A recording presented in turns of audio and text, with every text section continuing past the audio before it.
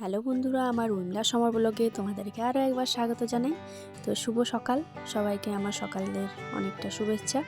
আর দেখো, সকাল সকাল আজকে কিন্তু অনেক কাজ ছিল, তার কারণ বিছানার চাদর টাদর সব কিছু উঠিয়ে কাচাকুচির ব্যাপার আর কি। তো সেই জন্য তো সকাল সকাল উঠেই দেখো একদম কাজে লেগে গেছি। তো চা খাওয়া হয়ে গেছিলো, সেটা আর তোলা হয়নি। তোমাদের দাদাভাইও কাজে চলে গেছে, ও টিফিন খেতে আসবে পরে। তো টিফিন খেয়ে যায়নি, ওরও খুব তাড়া ছিল। তো চলো কাজ করি, দেখো তোমরা।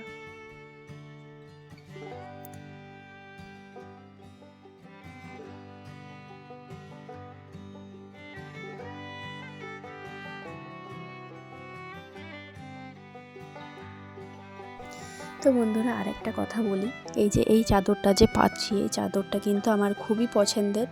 তার কারণ এটা আমি মিশো থেকে কিনেছিলাম। আমার এটা অনেক দিনের ইচ্ছে ছিল, তো এটা আমি দুর্গাপুজোর সময় নিয়েছিলাম। তখন তোমাদের সঙ্গে আর শেয়ার করা হয়নি।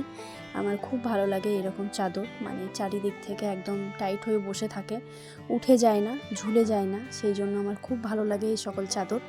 তো আমারও খুব ইচ্ছে ছিল আর কি, তো আমিও নিয়ে নিলাম। তো বেশ ভালো লাগছিল চাদরটা।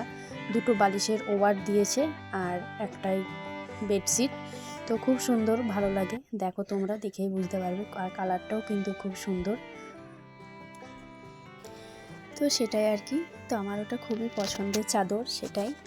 আর এই বছর আরেকটা ব্ল্যাঙ্কেট কেনা হয়েছিল, যেটা হচ্ছে আমি আমার যখন ননদের বাড়ি গেছিলাম, তখন ওই রাস্তার পাশে যে বসে না, বাইরের থেকে কাশ্মীরি লোকগুলো আসে, তো সেই তাদের কাছে একটা ব্ল্যাঙ্কেট কেনা হয়েছিল। ওই যে লাল ব্ল্যাঙ্কেটটা রয়েছে আর তার নিচে যে ব্ল্যাঙ্কেটটা আছে, তো সেটাই কেনা হয়েছিল, ওই আর কি।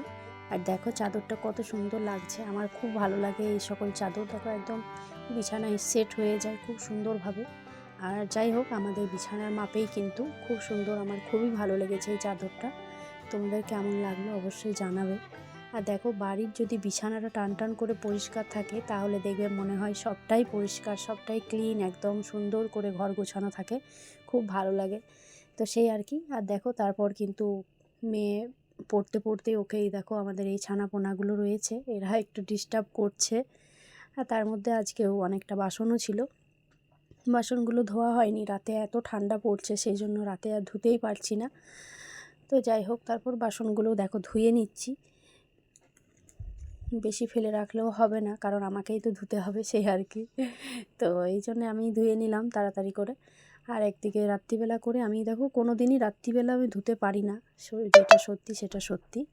আমি খুবই কম আমি রাত্রিবেলা বাসনটা ধুয়ে নিই, তার কারণ ঠান্ডা লেগে যায় আমার, একটুতেই প্রচণ্ড ঠান্ডা লাগে। সেই জন্য আমি সকালবেলাতেই আমি ধোয়াধুয়ি কাজ করাটাই পছন্দ করি, বেশি রাত করে কাজও করি না। তার কারণ শরীর খারাপ হয়ে গেলে তো আমাকেই, আমার শরীরটাকে তো বুঝতে হবে না, সেই কারণে আমি কিন্তু অতটা রাত্রিবেলা ধুই না, খুবই কম, খুবই রেয়ার, মানে দরকার না হলে আমি ধোয়াধুয়িটা করি না, সে আর কি। আর এইদিকে তো মেয়ে পড়াশোনা করছে, আর দেখো বাসনগুলোও ধোয়া হয়ে গেছে। তো বন্ধুরা, আমার এই ছোট্ট ব্লগটা তোমাদের কেমন লাগলো অবশ্যই জানাবে, আর আমার পাশে থাকার জন্য অবশ্যই সাবস্ক্রাইব করে পাশে থাকবে। চলো, টাটা।